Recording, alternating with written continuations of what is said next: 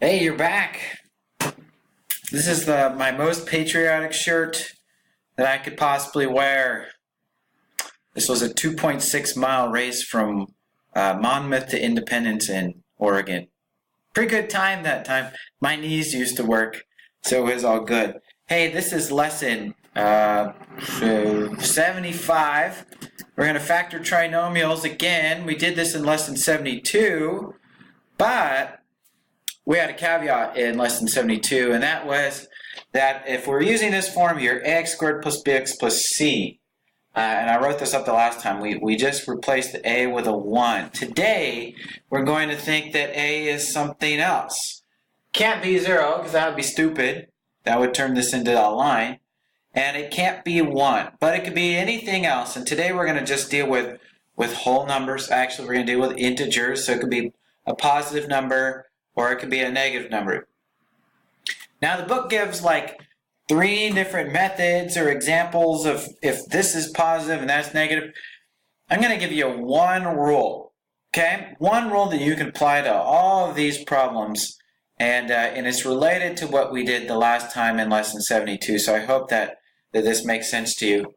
And we're going to start off with the fact that the distributive property, which is what you do when you use the FOIL method to unpack those factors and turn them into this form. And factoring, where you pull one of these apart and break it up into 2 pieces, that those are inverse operations. And so it's going to be really handy that you're able to both pull apart a trinomial into factors that multiply together to make it, and to put it all back together by using the FOIL method.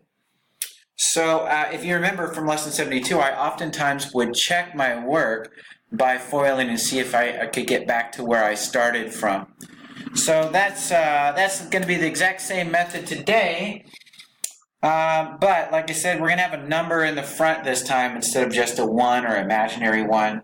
We're going to have something else. So I'm going to just talk through this first example, and then I'll try to use some other ones that are not in the book to go from there.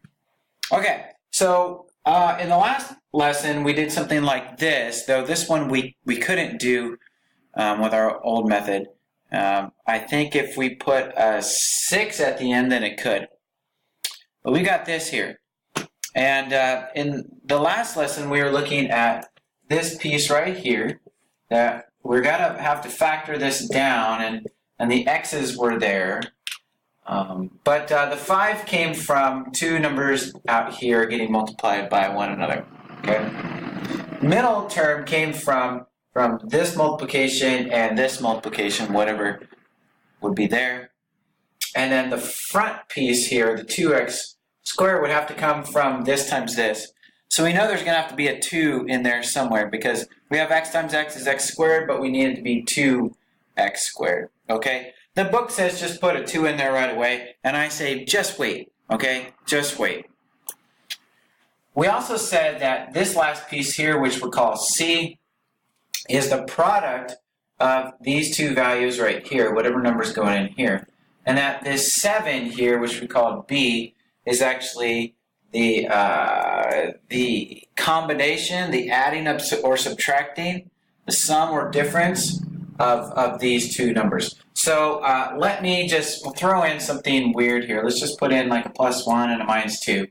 And we knew that that would be x squared minus 2x plus 1x minus 2. And then these 2 parts here would combine, and we get basically 1x squared, and then here we get a minus 1x minus 2. But we can see again that this number back here is the product of 1 and -2, and we see that this number here, the -1, is the sum of the factors of -2, and 1. At least the ones that work for that middle piece. Go back and review lesson 72 if that didn't make a whole lot of sense. We're at this point here, and we know that there's probably going to be a 2x there, but I like to take up how we can use a pattern here with this number up here, which is called a. instead of just going to the back and looking at this 5, what we're going to do now is we're going to look at A times C. This number times this number. Instead of just the factors of that, we're going to look at the factors of A times C. And what we have to do is realize that A times C gives us the factors that we need to sum up to the middle piece. That is, A times C is going to sum up to B. That's what we're looking for. Okay? So let me do this one, and maybe that'll make it all make sense for us. And get rid of all this too, because I'm going to do something else here. So let's take A and C. A times C, 2 times 5 equals 10. Okay? 2 times 5 equals 10. And now we're just going to be silly here, and I'm going to go ahead and list all of the factors of 10. How can we get 10? Because I'm going to have to use those factors to sum up to 7. Okay? So I could have a positive 1 and a positive 10.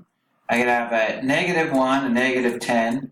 I could have a positive 2 and a positive 5. And I could have a negative 2 and a negative 5. All those 4 possibilities, if you multiply them together, you get 10.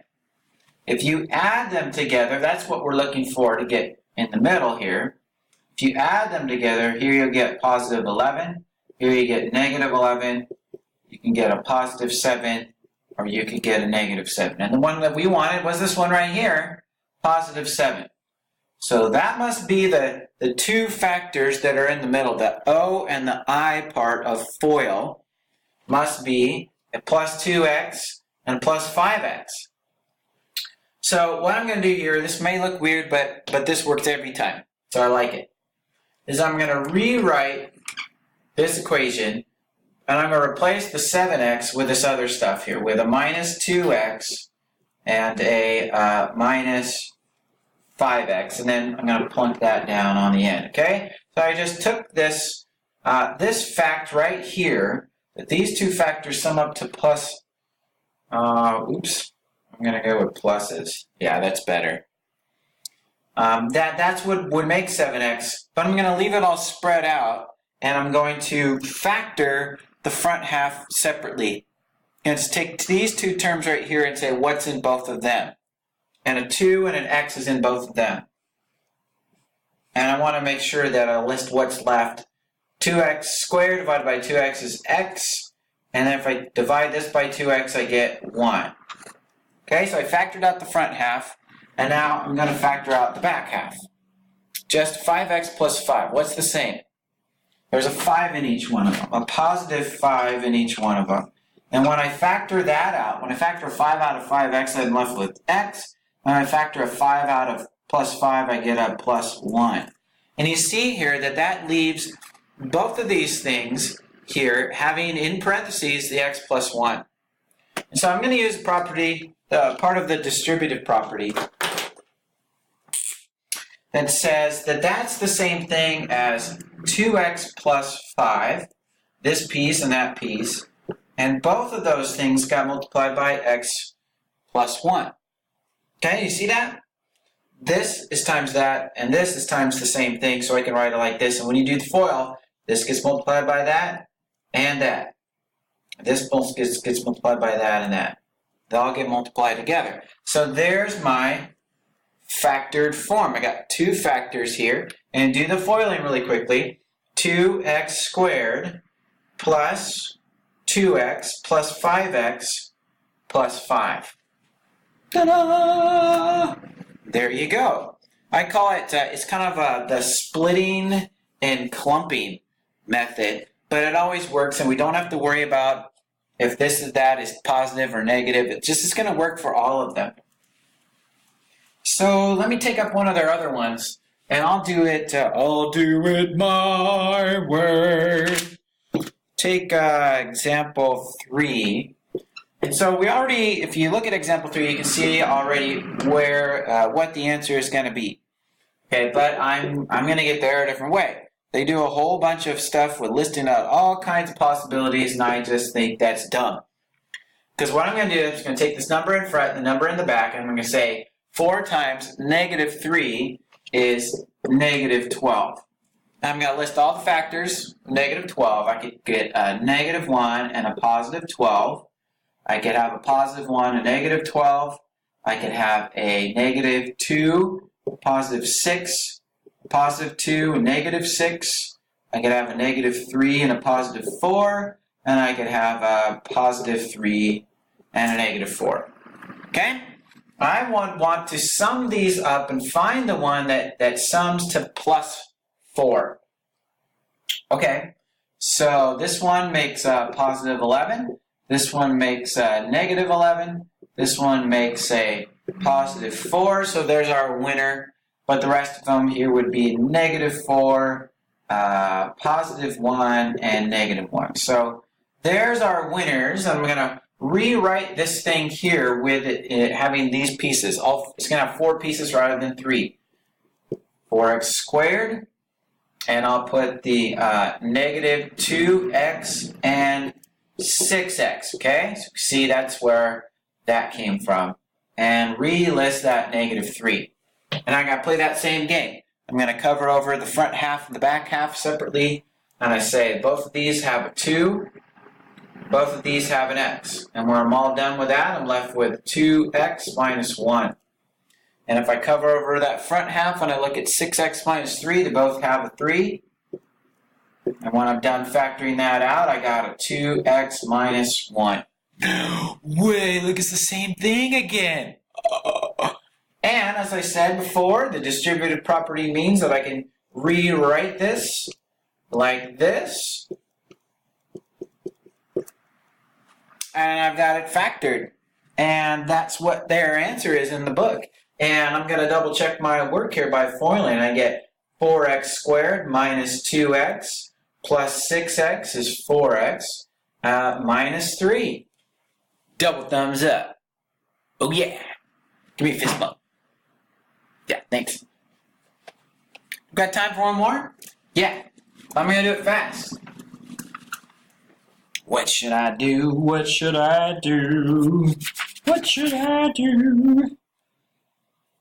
I guess I'll do example 4 because it's one of those, I guess it's a yucky one. Because it's got 2 variables. But I know that the middle's got x and y, so it had to come from there. Let's play the same. I think I'm mixing 2 problems. Plus 5 y squared. No, it's going to have x's. It's going to have y's. I don't know the numbers, but I can go, I got a 2 and I got a 5. Let's just play with that. Got the 2 and the 5 makes 10. How many ways can I do this? I know it. I know it right now. It's negative 1 and negative 10. There we go. Alrighty then. So I'm going to rewrite this. 2x squared. And what should I pick first? Go minus 1 of those. And then minus 10 of those. And 5y squared to finish this off. So that's the same thing as that. If I factor stuff out of here, I can factor out an x. And I'm left with 2x minus y. And I factor out of here a 5. Negative 5. And I'm left with 2x and a y. Factor out a y. There we go. X minus 5y. 2x minus y. Check it with FOIL, but it should be the right answer. I guess that's as hard as it gets. We're going to take the first number, and we're going to take the last number, and we smoosh them together. We find all their factors that would add up to that middle value and split it up. Factor the front half, factor the back half. The same thing gets factored out, and then you can rewrite it in the 2-chunk form there at the end. That's the hardest one that you'll get. If you have any questions, leave a comment below, or give me a phone call, or send me an email, or give me a text. Okay? Plenty of ways to get some help. Be seeing you soon.